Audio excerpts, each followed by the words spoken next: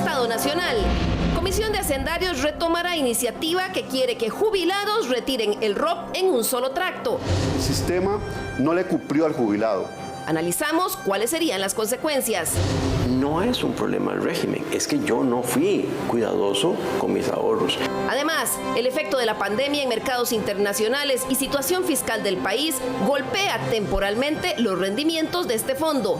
La situación de crisis y de caídas de las bolsas en los mercados internacionales, pues nosotros nos vimos afectados. Es una afectación temporal. Hoy analizaremos la situación con la nueva superintendente de pensiones, así como impulsores y detractores del proyecto.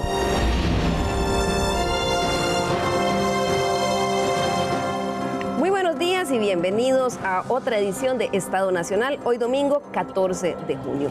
Muchas gracias por acompañarnos desde su casa para discutir un tema hoy sobre nuestra mesa que ha estado en la palestra en los últimos días por varias razones. El ROP, el régimen obligatorio de pensiones que por múltiples razones y abordajes que ha tenido durante esta semana, terminó en la Mesa de Estado Nacional el día de hoy. Y para eso, permítame presentarle a nuestros invitados del día de hoy. Tenemos con nosotros a doña Rocío Aguilar, nueva superintendente de pensiones, ex Contralora General de la República, ex ministra de Hacienda. Bienvenida otra vez al ruedo, doña Rocío. Muchísimas gracias, Liliana, por la invitación. Recién asumió, ¿verdad? El 15 de abril asumí en la superintendencia, efectivamente. Bueno, muchas gracias. En momentos bien movidos llega usted a la superintendencia con esta pandemia, me refiero. También nos acompaña don Eduardo Krushan, quien es el presidente del Congreso y también ha sido uno de los diputados o el diputado que ha estado impulsando el proyecto de ley que pretende que el fondo, el ROP, se le pueda entregar a un grupo de jubilados en un solo tracto cuando terminan. Don Eduardo, bienvenido.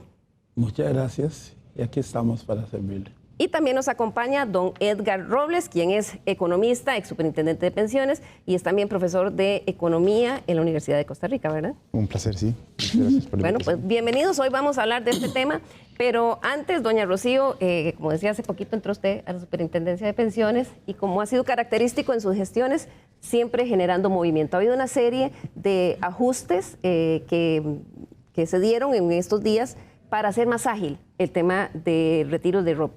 Tal vez si empezamos brevemente, ¿cuáles son estos? Perfecto, muchas gracias. En realidad, efectivamente, logramos pasar un conjunto importante de ajustes en los que existía, yo creo que desde hace ya algún tiempo, una fuerte demanda por esos cambios y ahí hay que reconocer también bajo el liderazgo de don Eduardo que ha estado impulsando esos cambios y cuáles son básicamente la situación de los que van a reclamar un monto porque el pensionado falleció o el afiliado falleció y donde tradicionalmente lo que se había utilizado era la vía del sucesorio, que era lenta y muy cara, lo que ha hecho que una cantidad importante de personas no hayan recibido el beneficio y entonces esto ya se modificó. Esa era una deuda pendiente que existía. En segundo lugar, el caso de enfermos terminales, que incluso en el proyecto estaba considerado la entrega para enfermedades terminales debidamente acreditados por la Caja. Nosotros fuimos más allá y no solo es para el caso de pensionados, sino para el caso de los afiliados. El tercero, por resolución de la Sala Constitucional, para personas que superan los 77 años, un periodo de desacumulación muchísimo más corto y me faltó una. Estos, don Eduardo, eran, digamos, ajustes y conversando, ahora vamos a retomar el que nos falta, ahorita nos acordamos, aquí lo tengo, eran ajustes que estaban pendientes y muchos de los representantes de las operadoras de pensiones me decían esta semana que eran cosas necesarias que ya se habían identificado, pero que no habían avanzado. Bueno, yo primeramente quiero felicitarla a doña Rocío y felicitarles por haber tomado esas decisiones que hacen acopio de lo que nosotros veníamos estableciendo en el proyecto. De manera que me siento regocijado que hayan impulsado administrativamente esas reformas que le permiten a un gran sector poder disponer de los recursos que antes no podían, porque antes del proyecto habían 33,000 jubilados que no podían sus familiares no podían disfrutar de los recursos de sus fallecidos, de manera que lo recibo con agrado esa noticia. Claro, estaba el tema de los enfermos Sí. terminales y... Perdón, y tal vez cuando usted habló de ROP, recordemos que es ROP y una C, régimen obligatorio de pensiones complementarias. Y entonces, haciendo eco de ese complementario, en el caso de los huérfanos, también lo que se hizo es de manera análoga al régimen básico, que es IBM, que no se haya que entregarlo en un periodo muy largo, sino máximo sería hasta los 25 años. En realidad la norma es a los 18, pero si la persona sigue estudiando hasta los 25. Me parece que ese conjunto de reformas que logramos pasar efectivamente vía reglamentaria vienen a solventar una serie de inquietudes y yo me siento realmente satisfecha que lo hayamos podido hacer en el plazo en que se hizo. Claro, esos son movimientos fuertes y eso es parte de los temas que han estado en la palestra, igual que el hecho de que quizás muchos de ustedes hayan empezado a ver en sus estados de cuenta que los rendimientos de su fondo del ROP han estado negativos en algunos meses. Vamos a ver la siguiente nota que explica un poquito por qué y vamos a ampliar aquí en la mesa. El régimen obligatorio de pensiones es el segundo pilar de nuestro sistema de pensiones. Fue establecido por la Ley de Protección al Trabajador con el objetivo de complementar la pensión de los cotizantes. Se trata de una deducción mensual que se le hace a todos los trabajadores de un 4.25% de su salario, de los cuales un 1% lo pone el trabajador y un 3.25% su patrono. Es un régimen de capitalización individualizado, donde cada trabajador ve mes a mes sus aportaciones, los rendimientos de la misma y el saldo, administrado por algunas de las 6 operadoras de pensiones autorizadas en el país. Ellos los administran o invierten a largo plazo, para que cuando usted se pensione, cuente con un monto de pensión complementaria. Hasta mayo, el monto total acumulado del ROP es de 7 billones de colones, un equivalente al 19.8% del Producto Interno Bruto. Durante los últimos meses, quizás usted haya visto en su estado de cuenta que a pesar de sus aportes, los rendimientos son negativos. Seguro se pregunta por qué. La rentabilidad histórica del ROP, en términos generales, mostró un descenso en los últimos meses, acentuado a partir de marzo por efecto de la pandemia.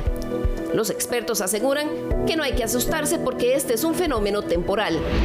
Valorar la calidad de un portafolio de inversiones, de pensiones, en la perspectiva de un par de meses, 3, 4 meses, eso es equivocado.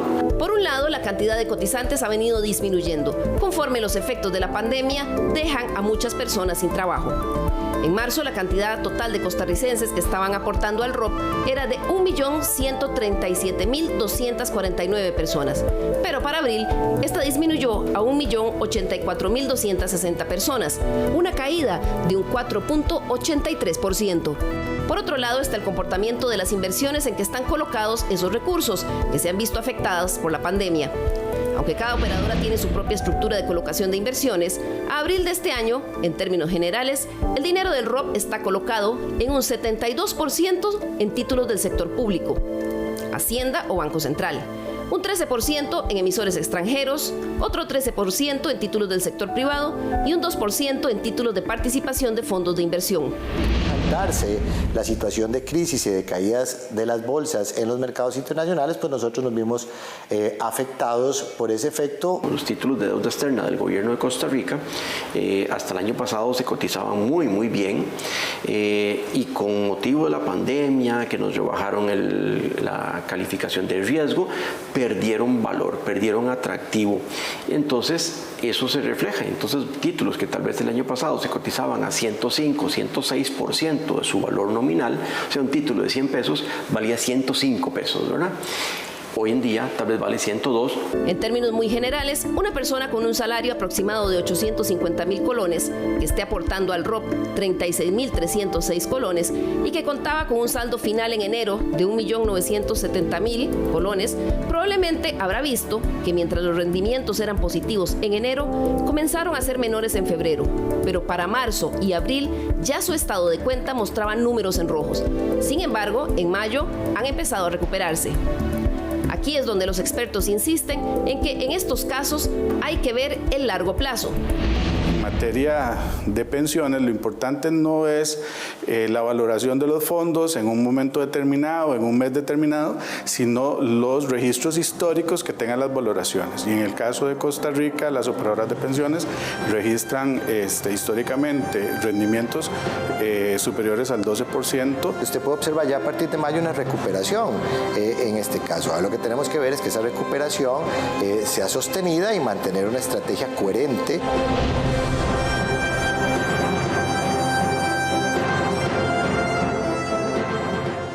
Bien, ese es el comportamiento que han tenido en los últimos meses. Como veíamos ya en mayo, empezó a recuperarse un poco. Pero, don Edgar, ¿cuán sostenible puede ser eso? Sobre todo cuando en estos momentos se habla de que pudiera haber una segunda ola de pandemia en el mundo y que puede afectar también los mercados. Sí, bueno, primero quisiera, como usted lo hizo, felicitar a doña Rocío. Pues a mí me parece que los cambios que he realizado en 5 semanas son más de lo que se hicieron en 5 años y eso es muy bueno. En segundo lugar, pues don Eduardo merece reconocimiento, pues fue quien trajo a la atención de la superintendencia estos temas de injusticias que no se pudieron prever en un principio cuando se emitió la ley, porque es en el trabajar de la ley, en la implementación de la ley, que uno se va a dar cuenta de estas injusticias. Vamos al tema sobre las minusvalías que presentan los fondos de pensiones y le voy a contar por qué se llaman minusvalías y no pérdidas. Estas minusvalías son valoraciones que están en el papel y que no se hacen efectivas mientras la persona no retire el fondo, el dinero que está en el fondo de pensiones. La minusvalía no se puede ver como una pérdida, sino que se tiene que ver como un indicador adelantado de cuál va a ser la rentabilidad del fondo. Cada vez que un título pierde valor, lo que yo estoy diciendo es que la rentabilidad del fondo hacia el futuro va a ser mayor. Cada vez que un bono gana valor, lo que quiero decir es que la rentabilidad va a ser menor. Entonces a mí la minusvalía plusvalía me indica cómo se va a comportar la rentabilidad futuro. Y ahí va su respuesta. Ahí va su respuesta porque en el momento que yo tengo una plusvalía, en este caso una minusvalía, eso quiere decir que la rentabilidad va a ser mayor a futuro y que por lo tanto esta situación es temporal y no puede permanecer a lo largo del tiempo.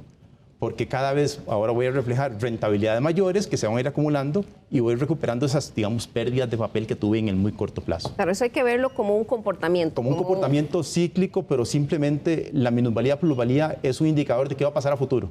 Claro. Y a futuro lo que me está diciendo, los bonos de Costa Rica están rindiendo más, la gente va a seguir acumulando, cuando venzan estos bonos se van a renovar a tasas mayores y por lo tanto lo que van a acumular las pensiones en el tiempo va a ser mayor.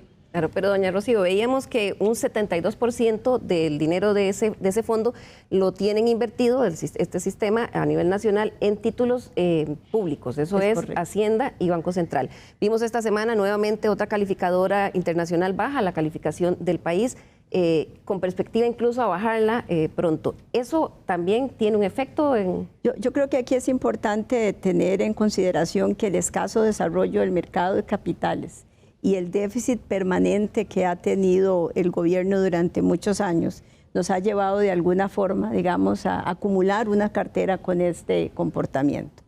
Algunas operadoras han acudido a mercados internacionales en cifras relativamente menores, pero yo creo que son títulos del soberano, ¿verdad? Tampoco es que estamos hablando de unos títulos de mala calidad que en este momento están sufriendo lo que están sufriendo, pero a mí me parece que lo más importante, lo que debemos trabajar hacia adelante, es cómo en el país se logra una mayor diversificación, un mercado de capitales muchísimo más desarrollado, de tal manera que efectivamente se puedan, digamos, diversificar los riesgos. Ahora, esto no es un fenómeno de las carteras de pensión en Costa Rica. No es del país. Esto está ocurriendo absolutamente en todos los que administran fondos de pensión en el mundo. Y pasa cada que hay una crisis cíclica.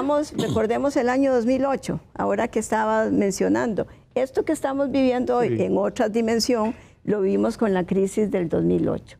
Recordemos el año 2018, cuando teníamos una escasez de ¿cómo se llama?, problemas fiscales que nos obligaron a ir a letras del Tesoro, etcétera.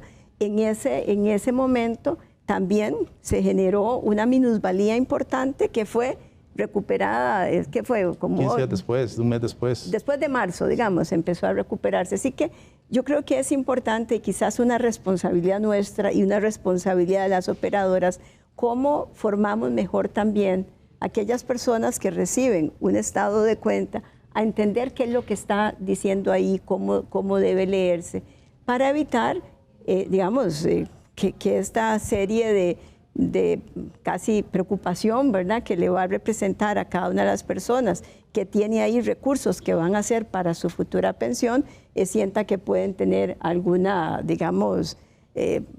caída en su valor futuro. Que esa falta de información que tenemos muchos de los costarricenses, porque quizás si se dice que incluso hay problemas de la mayoría de costarricenses a la hora de leer un estado de cuenta de una tarjeta de crédito, quizás con el tema de pensiones aún más porque no tenemos cultura. Y eso hizo, don Edgar, que incluso hubo que intervenir y paralizar de momento la movilización de una operadora a otra porque hubo un poquito de pánico. Yo le doy el siguiente símil. Para las personas que son propietarias de su casa, donde viven, que quizás es el activo más importante de la familia, la casa cambia de valor todos los días. En estas crisis el valor de las casas cae. No por eso la gente sale corriendo a vender la casa. O sea, simplemente sigue viviendo en la casa, el valor se recupera porque en el largo plazo existe la plusvalía y eso es lo que interesa desde el punto de vista de la tenencia de un activo. Don Edgar, pero ¿sabe cuál es la diferencia? Que tiene la opción que si la quiere vender, la puede vender y decide no venderla. Esa es la diferencia con el ejemplo que usted pone. Claro. No así con el ROP. Con el ROP no tiene la opción. Solo unos tienen la opción. Entonces, el proyecto lo que busca es dar la opción. Que si yo decido llevármela y asumir la pérdida, la asumo. Y si decido no asumir el riesgo y asumir la pérdida, lo dejo. Como el que decide vender su casa o no venderla. Pero Eduardo, aquí la situación está en que se permite a algunos tener esa opción y a otros no. Pero incluso en el proyecto de ley... Creo que vale la pena aquí para no enredar los temas. Uno, estábamos hablando del traslado o no. En la ley que amplió las posibilidades de retiro del Fondo de Capitalización Laboral, el legislador, con muy buen tino,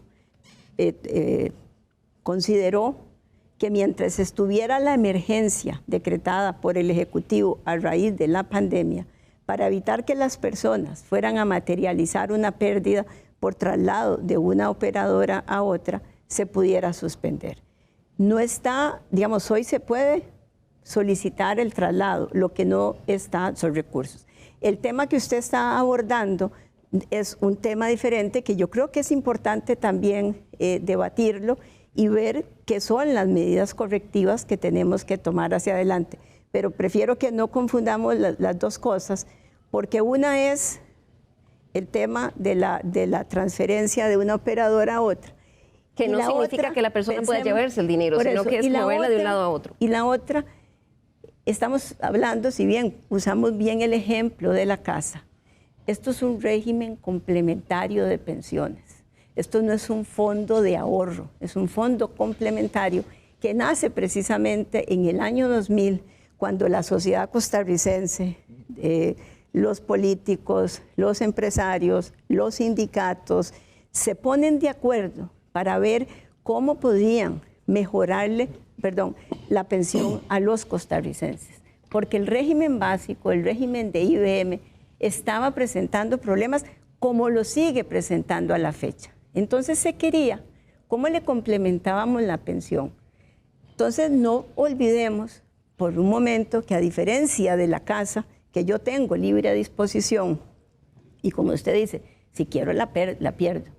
Esto, el legislador, es una ley de orden público que busca la protección de la persona en la etapa de su vejez. Tal vez para comenzar, don Eduardo, para no enredar a los televidentes, porque estábamos hablando de dos cosas. Uno, sí, que era la medida en medio de la emergencia que no le permite a las personas en este momento cambiarse de una operadora a otra por lo menos mientras se estabilizan los mercados. Y otra cosa que ahora sí ya vamos a empezar a discutir acá es el proyecto de ley que está en este momento en hacendarios. Tal vez si empezamos recordándole a los costarricenses qué es lo que plantea ese proyecto de ley y en qué etapa está en este momento en el Congreso. No, yo coincido plenamente con doña Rocío que el ROP se trata de una pensión complementaria.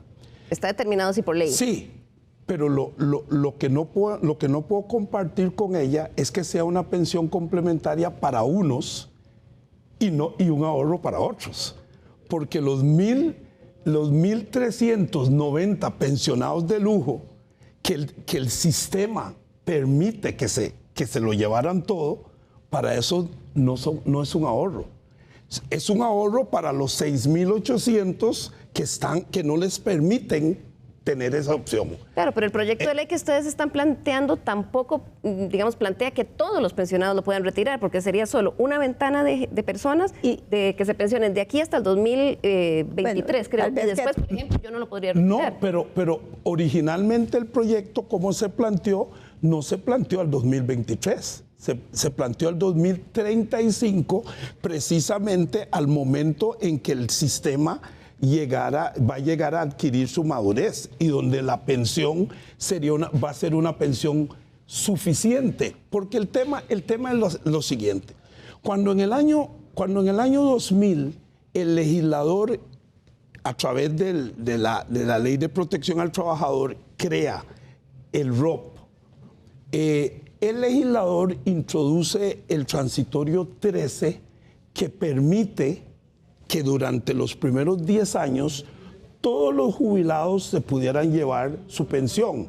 ¿Y por qué lo hace el legislador? Porque decía, el monto de la pensión iba a ser tan insuficiente, tan pequeño, que no iba a ser un complemento insuficiente. Claro, pero eso tenía que ver por la evolución del fondo. Estamos de acuerdo. Vamos a ver, de acuerdo, ahí estamos de acuerdo. Estamos de acuerdo ahí.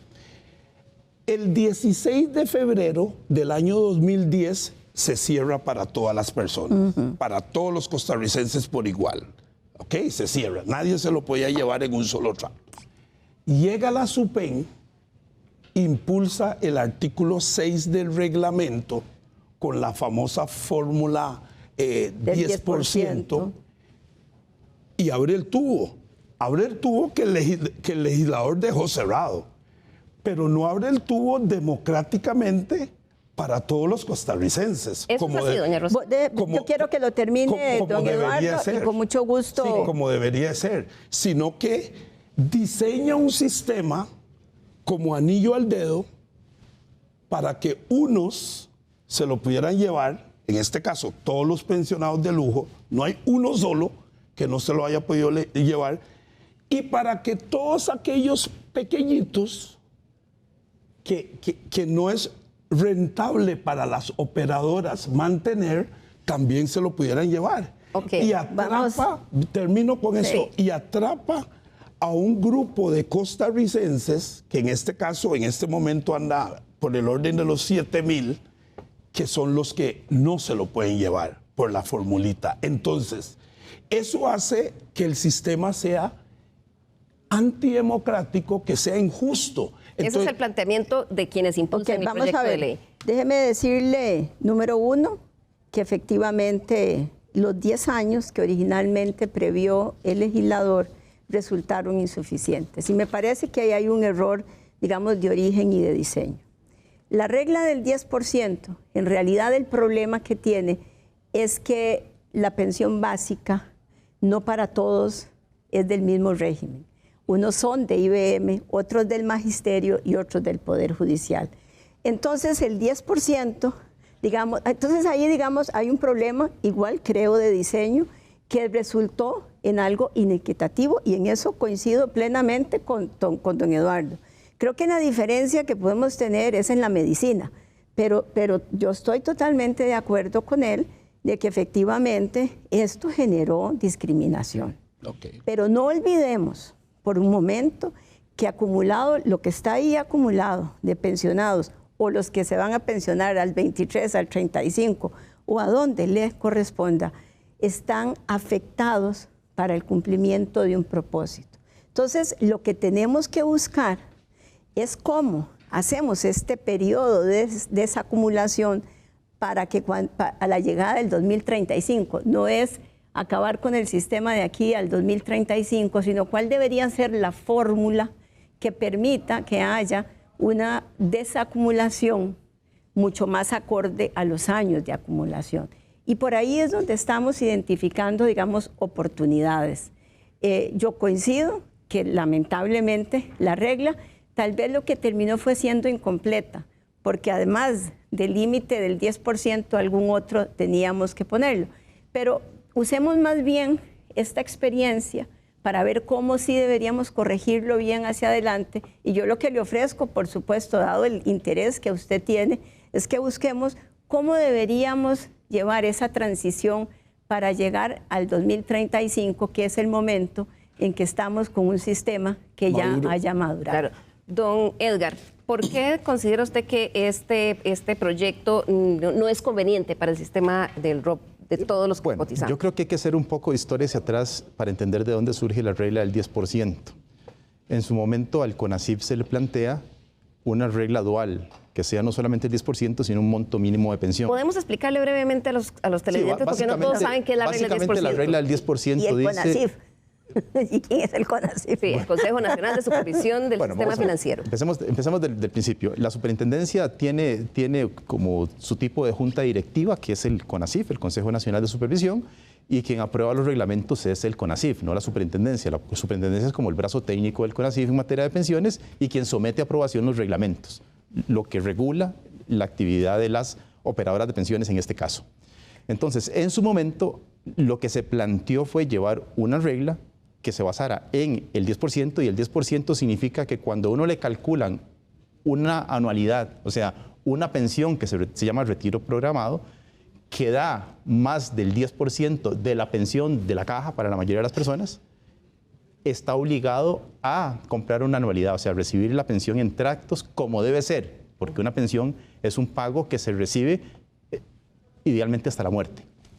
Pero si no le da el 10%, o sea, si el cálculo de esa fórmula no da el 10%, la persona se le permitía llevarse el dinero en un solo tracto, como si fuera un fondo de ahorro de cesantía. Que no es la naturaleza del fondo. Y así es como nace la regla del 10%, pero en el momento que se plantea, se propone 10% y un monto nominal que era alrededor de 50.000 colones. Entonces, era el que fuera menor. Si daba más de 50.000 colones, la persona estaba obligada a todos a retirar el monto en anualidades hasta que se agote el saldo. ¿Por qué?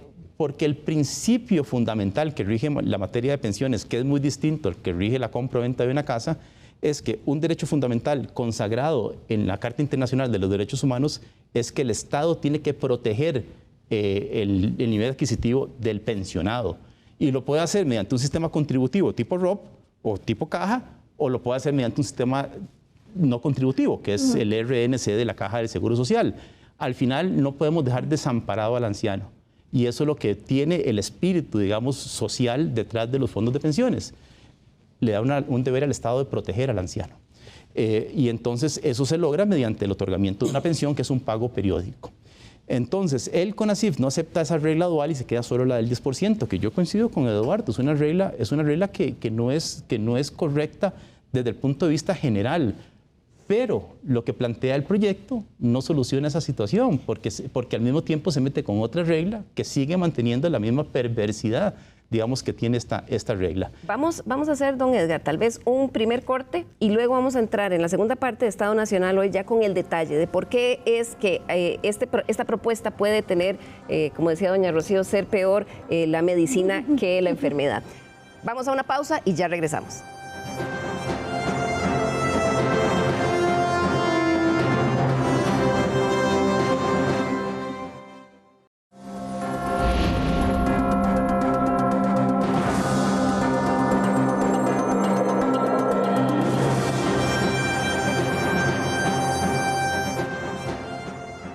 Estamos de vuelta aquí en la mesa de Estado Nacional, hoy conversando sobre el proyecto de ley y algunas otras iniciativas que hay en este momento para cambiar la forma en que se retira el régimen obligatorio de pensiones complementarias. Para quienes nos acompañan hasta este momento, hemos estado conversando con la nueva superintendente de pensiones, con don Eduardo Cruikshank, presidente del Congreso y además impulsor de uno de los proyectos, y don Edgar Robles, quien es un experto en la materia, economista y profesor de economía en la Universidad de Costa Rica.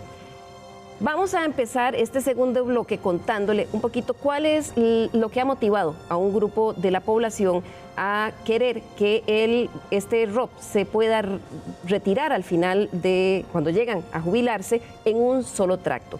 En este momento en la Comisión de Hacendarios está el proyecto de ley 21.309, que entre otras cosas busca que esos jubilados puedan llevarse ese tracto si así lo quieren. En este momento hay 3 formas de llevárselo, pero ninguna es llevárselo todo.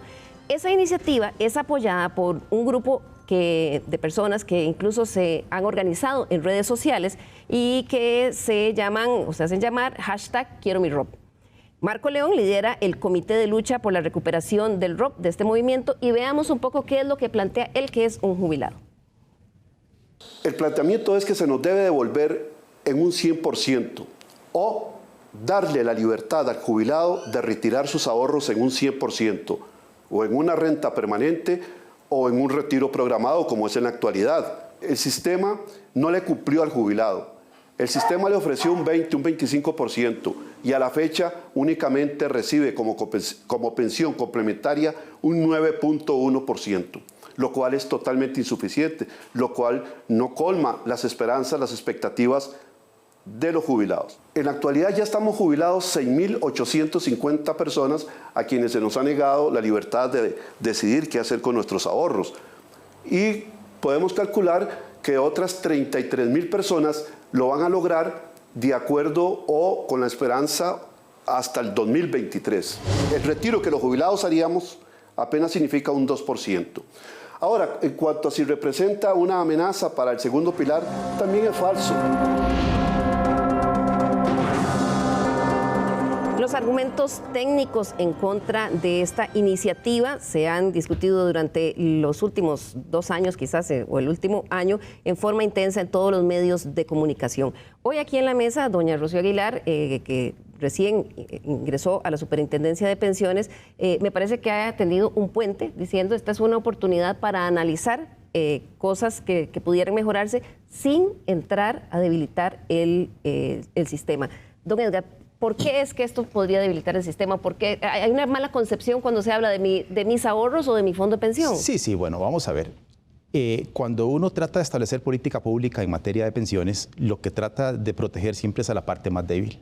La parte más débil, no estoy hablando de los médicos que actualmente empujan fuertemente para que les den el ROP y se hacen presentes en la asamblea tratando de impulsar este proyecto, para el grupo de maestros, por ejemplo, que ahora se integraron en este grupo, sino que estamos pensando en aquellas personas que hubieran sido incapaces, bajo cualquier característica, de poder acumular 1, 2, 5 o 10 millones de colones a lo largo de su vida y que posteriormente, cuando se pensionen, les va a dar una pensión que será de 25.000, 30, 40.000 colones que nunca hubieran podido obtener mediante otro medio. Ese es el principio de derechos humanos que está consagrado en la Carta Internacional de Derechos Humanos. Y ese es el fin que se persigue. ¿Por qué? Porque detrás de la persona adulta mayor hay ligado a ello, y la gente del CONAPAN le puede dar más criterios sobre esto, hay mucha agresión contra el adulto mayor. Y hay un grupo de personas adultas mayores que tendrían la dificultad de, al tener este dinero, verse acosado incluso por sus propios familiares, que le van a atender mientras tenga ese dinero y que cuando se le acabe van a llegar a decirle, oye, Estado, aquí tenemos esta persona que se quedó sin plata y vamos a tener que proteger por medio de impuestos a estas personas. Que va a generar presión después. Que va a generar presión sobre unas finanzas públicas que ya están muy debilitadas. Déjeme darle una estadística. El 50% de las personas que son mayores de 65 años en este momento no tienen ningún tipo de pensión, ni contributiva ni no contributiva. Y la pobreza en Costa Rica, a diferencia de la mayor parte de los países de América Latina, la pobreza en Costa Rica de las personas mayores de 65 años es el grupo más pobre de todo el país, como grupo poblacional. Eso solo ocurre en 3 países en América Latina, en Colombia, México y en Costa Rica.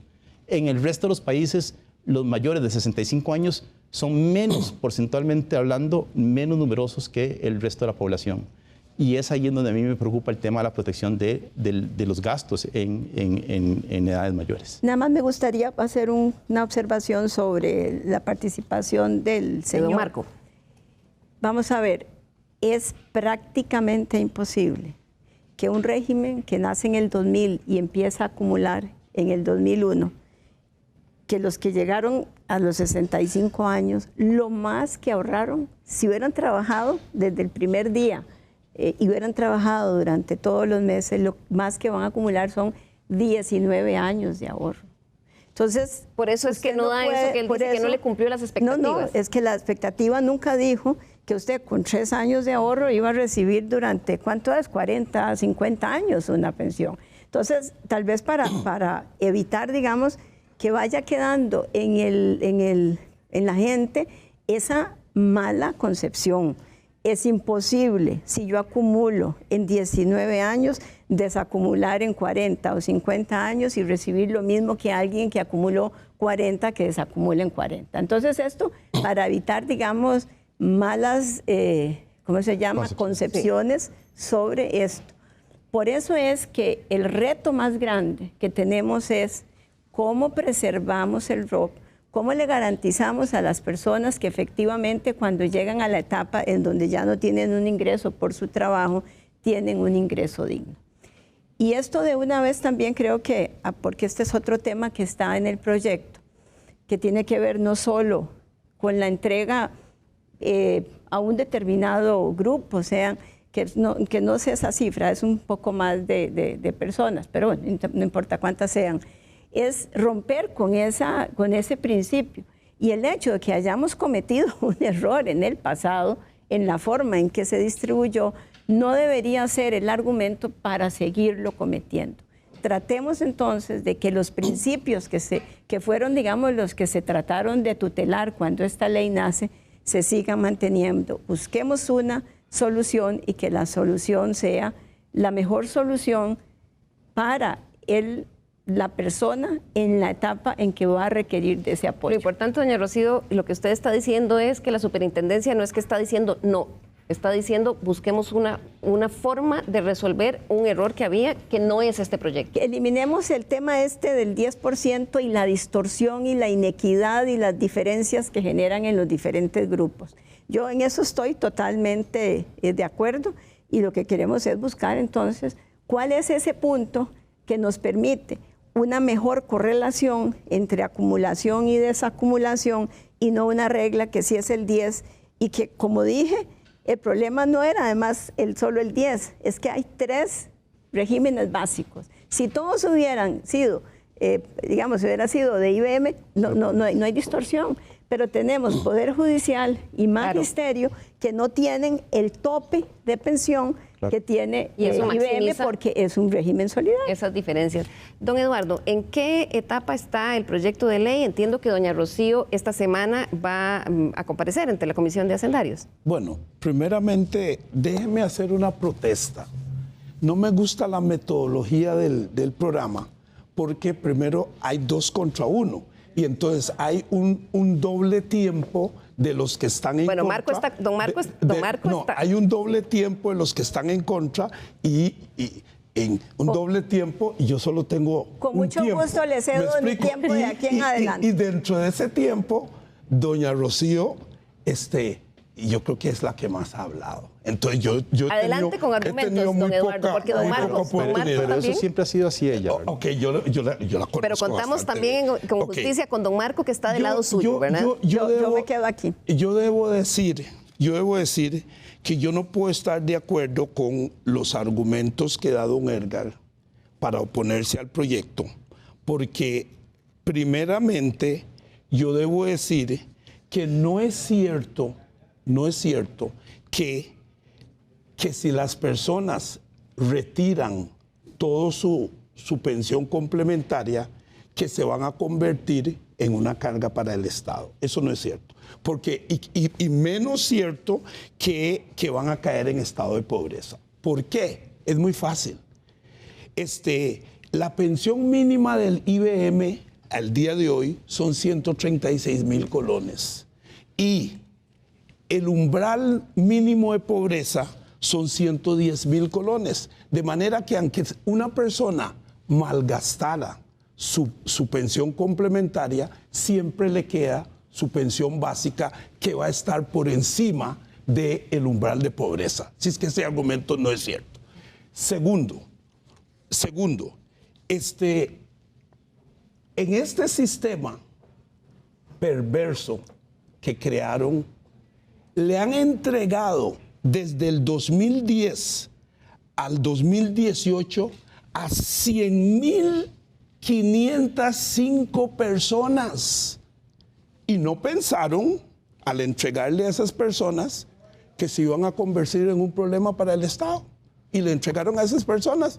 Y solo no le han entregado a 6.800. ¿Por qué en ese caso no, don Edgar? Bueno, vamos a ver. Es que yo no entiendo. Bueno, primero no son 6.800. Aquí, Las cifras últimas que yo tengo sacadas de esta mañana, hay 27.000 personas pensionadas con el ROP en este momento. ¿Sí? Y hay 45.000 personas que son afiliados que tienen más de 65 años. ¿Sí? Y hay 17.700 más que van a adquirir 65 años. Pero don Eduardo está hablando de los que ya se lo llevaron. Sí, sí, ¿verdad? De los que ya se los llevaron. Pues, 100.000. Sí, bueno, la gran mayoría de esas personas tenían saldos que no les hubieran construido una pensión más allá de 5.000 o 10.000 colones. Sin embargo, lo que hizo don Eduardo va totalmente en contra de toda la evidencia empírica que ha acumulado el mundo en materia de pensiones. O sea, la naturaleza humana lleva a que las personas que reciben el dinero en efectivo lo utilicen para gastos que no están relacionados en temas de pensiones. Y en Costa Rica tenemos otra característica adicional que no se da en todos los países, sino solamente en algunos de ellos. Y es que el pensionado también es apoyo a la familia, no al revés. Claro. Ese era el primer argumento que usted no estaba de acuerdo. ¿Cuál otro decía usted además de...? No, bueno, le voy a decir, vea lo que dice don Edgar, que los 100.000 y pico que se lo llevaron es del estrato más bajo, que le hubiera tocado. Precisamente a esos es a los que había que proteger y fueron a los que le entregaron la plata. A los que había que proteger, los más bajos, los 100.505 personas. Y el Estado costarricense, que debe velar para que la gente tenga una buena calidad de vida en su vejez, se lo entregaron a los más vulnerables.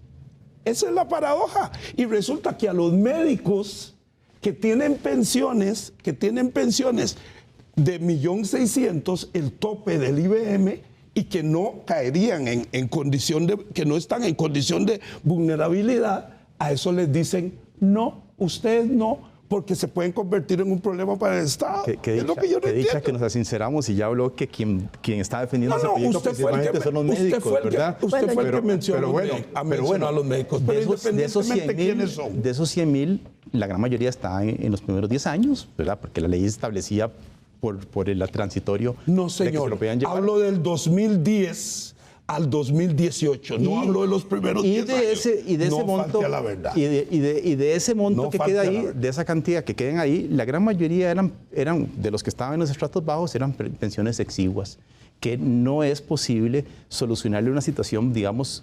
Exigua, lo que quiere decir usted es que cuando le calculaban la pensión le daban una cifra insignificante. Insignificante, que incluso representaba un riesgo reputacional para el sistema, porque la gente cotizando el 4%, que en realidad es un 4.25, no llega al 4.25 porque el dinero pasea por todo lado antes de llegar, realmente no puede construir, no el 25% que decía el señor, lo que está estimado es que esto llega a representar un 18% de tasa de reemplazo, o sea, del salario promedio de cotización. Ahora, doña Rocío, el proyecto que está en este momento discutiéndose en la Asamblea y que, bueno, entiendo usted va a una comparecencia esta semana, tampoco resuelve esa situación, porque yo conversaba con don Marco y yo le decía, bueno, el tema es que con esto se van a beneficiar o bueno, tendrían esta opción quienes ya se jubilaron y quienes se jubilen hasta el 23. Pero un caso como el mío, que me voy a jubilar dentro de un rato mucho más grande que ese, pues tampoco tendría derecho. Entonces, seguiría manteniendo inequidades. Permítame primero felicitarla por eso. No, realmente yo creo que este tema ha sido discutido. No quisiera quitarle más tiempo a don Eduardo, que nos hizo un buen reclamo. Creo que estamos de acuerdo que no fue equitativo. Estamos de acuerdo en que debemos corregirlo y que la corrección no significa que cometamos el mismo error con un grupo que hay aquí que lo que hicimos con otros. Me gustaría, si a usted le parece oportuno, también que hablemos de otras cosas que tiene el proyecto, o si quieren nos concentramos en esto, si usted siente que todavía hay, ¿cómo se llama?, hay temas sobre este punto que usted quisiera manifestar. Una última cosa que yo quisiera manifestar, la última preocupación de don Edgar, y que dicen que después del 23, el nuevo grupo de diputados que llegarán a hacer presión igual en el mismo sentido. Yo, en días pasados, hice una propuesta, le dije, descompresionemos al 2023 y ahora mismo yo me comprometo a impulsar una reforma constitucional para elevar a rango constitucional el régimen para que después no exista la tentación, o aunque exista la tentación, va a ser mucho más complicado reformar la constitución política, así como está el régimen de la caja, que la caja está a nivel con rango constitucional, que lo elevemos a rango constitucional, porque mi interés nunca ha sido destruir el régimen, ni mucho menos. Es más, yo creo en el régimen de pensión complementaria, pero creo a partir del momento en que sea una pensión suficiente que verdaderamente venga a mejorar la calidad de vida del jubilado. ¿Cuánto es una pensión suficiente, perdón? Al menos un 20% de la pensión básica. ¿Y por qué no le permitimos a las personas retirar al menos ese 20% hasta que se agote su saldo y así mantenemos las dos posiciones juntas? Podríamos revisarlo, podríamos valorarlo. ¿Cómo está el ambiente en la Asamblea Legislativa para el proyecto, don Eduardo? Yo creo que muy bien. Yo creo que después de salir de las audiencias que faltan, se dictaminará el proyecto y más bien los diputados están ansiosos de que lleguen a plenario para convertirlo en ley de la República. Porque los diputados estamos claros que hay una injusticia, como lo ha reconocido doña Rocío, y en la medida en que exista esa injusticia, los diputados queremos eliminar toda injusticia que hay en el país. Por eso, pero vamos a eliminar una injusticia con otra, pero como es por 3 años, lo perdonamos. Eso es lo que yo creo que tenemos que buscar, ese punto de equilibrio. No creo que sea simplemente, ¿cómo se llama?, démosle continuidad al error, que es lo que en el fondo hay, prorrogando esto al 2020, 21, 22 y 23. Que creo que ese es el tema importante. A mí, por supuesto, me alegra mucho que las cosas en que todos estamos de acuerdo, que primero el régimen necesita madurez, que los 10 años no fueron suficientes, que la fórmula del 10% no fue una buena fórmula, generó todas esas desigualdades, y me parece que lo que hay que buscar entonces es cómo lograr ese balance, y eso es lo que nosotros, con todo gusto, por supuesto, nos interesa buscar el mejor, digamos, en el mejor interés realmente de lo que esta ley buscaba, que es de las personas que llegan a una edad y necesitan tener un complemento a una pensión básica. ¿Y usted, don Eduardo, estarían abiertos a explorar posibilidades como la que surgió aquí, que esta es, digamos, una que surgió aquí al aire, pero explorar posibilidades de resolver esta inequidad que en efecto tiene? Creo que todos están de acuerdo que por supuesto que doña Rocío sabe que siempre, desde que ella llegó, hemos estado en conversaciones y estamos buscando lo mejor para la sostenibilidad del sistema y para eliminar estas desigualdades. Sí, hay otro tema que yo creo que es relevante, que tiene que ver con los beneficiarios que están en ese proyecto. Como decimos, esto es una ley complementaria que sigue la básica. La pensión básica no solo piensa en el pensionado, afiliado, sino que piensa en la familia. Y la Constitución nuestra también le da una protección realmente al núcleo familiar. Y hoy la ley lo que dice es que en primer término se aplica el régimen básico, que es que en caso de fallecimiento es el cónyuge y los hijos, ¿verdad? En ausencia de esto, pues vienen e integrarán otros. Y ahora se pretende cambiar ese orden. Y yo creo que en el cambio de ese orden, ese cambio no es menor, porque vamos a desproteger el núcleo básico, que es el que constitucionalmente se está protegiendo digamos, en el derecho de familia y en la Constitución. Y yo creo que ese es un punto que, aunque parezca menor, estamos desprotegiendo lo que el régimen básico, que es IBM, y que en eso ha sido, digamos, consistente, ha planteado. Recordemos que esto es complementario, es una sola pensión que se compone por 2 capas, ¿verdad? Y no tendría lógica que una capa siga, digamos, por una vía en materia de beneficiarios y otra por otra. Y creo que ese es un tema que sí vale la pena que lo veamos con el debido cuidado. Es un tema que está, y yo creo que está contemplado dentro del proyecto, que se prioriza primeramente al beneficiario que decida el jubilado, que es precisamente lo que usted estaría en contra. No, vamos a ver, porque la protección es, como hoy día lo tiene el régimen de IBM y este complementario, no es lo que a mí se me ocurra como jubilado. Es básicamente que siempre se preserve el derecho del núcleo familiar, del cónyuge y los hijos, para que ellos sean los beneficiarios. Imagínense que el día de mañana, por alguna circunstancia, una situación, una reforma de estas pasa. ¿Cómo le vamos a explicar nosotros al núcleo familiar que tiene protección constitucional, protección en el derecho de familia, que sí, pero que en este caso no? Y esto es una ley de orden público, no es ley de libre disposición como pueden ser, digamos, otras materias, y precisamente aquí no solo estamos hablando de la pensión, sino de la familia, en la concepción. Es un tema que se va a poner en tapete probablemente esta semana. ¿Qué día va a ser la comparecencia de doña Rocío? Entiendo que es el próximo miércoles. El próximo miércoles, y del que vamos a estar escuchando. Se nos acaba el tiempo, hemos llegado al final del programa.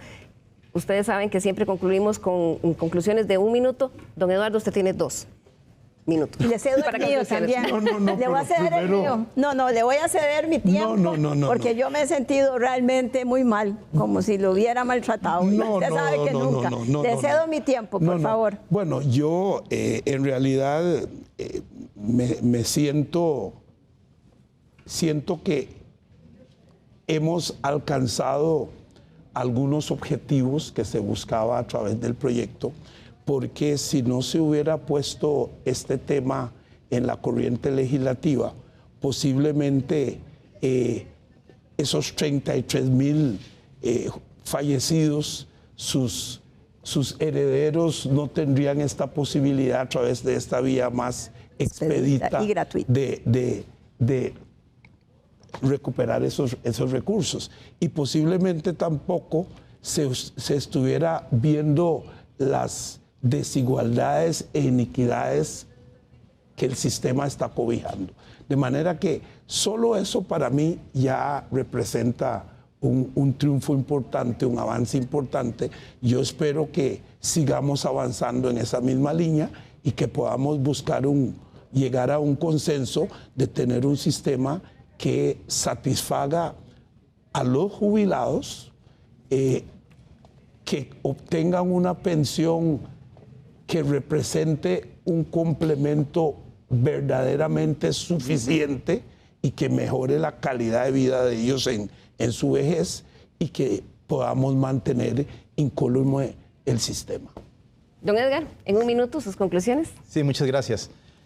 Yo soy como un externo aquí, o sea, mi interés es mi convicción de lo que yo pienso que debe ser una Costa Rica mejor, de utilizar una experiencia que he acumulado y que he asesorado a varios gobiernos de la región en este tema, que ya he visto cómo evolucionan los sistemas de pensiones en otras partes y sé hacia lo que vamos, porque ya lo he observado y lo he vivido en piel propia. Y a mí me complace mucho que surjan estas iniciativas que lo que busquen es mejorar el sistema. Y un sistema costarricense que después de que se implante en Costa Rica se ha tratado de replicar en otras partes de América Latina.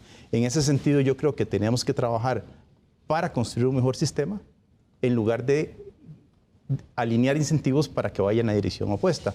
Yo pienso que don Eduardo tiene las mejores intenciones. Yo estoy muy complacido que doña Rocío haya asumido la superintendencia de pensiones, pues es una persona inteligente, además que tiene todo el empeño para hacerlo, y me parece que hay posibilidad para acercarse en construir un mejor sistema de pensiones. Doña Rocío. Yo le había cedido mi tiempo. Pero nos queda todavía. No, muchísimas gracias a todos. Realmente creo que eso es un tema del mayor interés para el país, no solo el ROP, sino el sistema de pensiones en general. No debemos olvidarnos que también hay una deuda pendiente con el régimen básico, que tiene hoy un déficit actuarial que supera el 3% del producto, 300%. del Producto Interno Bruto. Y entonces yo creo que este es un tema que urge realmente atender, y entonces a la par de que vamos corrigiendo las cosas que hay que corregir en el ROP, pensemos en el resto. Pensemos desde la Asamblea Legislativa, usted que está ahí con su liderazgo, ¿qué hacemos con el porcentaje tan elevado que hoy día no tiene ni siquiera acceso a una pensión básica o la del régimen no contributivo? Ahí hay retos extraordinarios para el país. Muchísimas gracias y me alegra mucho que nos vayamos a ver muy pronto en la búsqueda del mejor proyecto, no para nosotros, el mejor proyecto para los costarricenses. Así es. Bien, muchísimas gracias. Realmente ha sido una conversación muy interesante. IBM va a ser otro tema para otro programa completo. Don Eduardo, don Edgar, doña Rocío, muchísimas gracias. Llegamos al final del programa. No se olvide escribirnos a nuestro correo l.carranza@teletica.com. Sugiéranos temas, denos sus observaciones. Nos interesa mucho saber qué está pensando. Que tengan un feliz domingo y nos vemos la próxima semana a la misma hora, 10 de la mañana, aquí en Canal 7.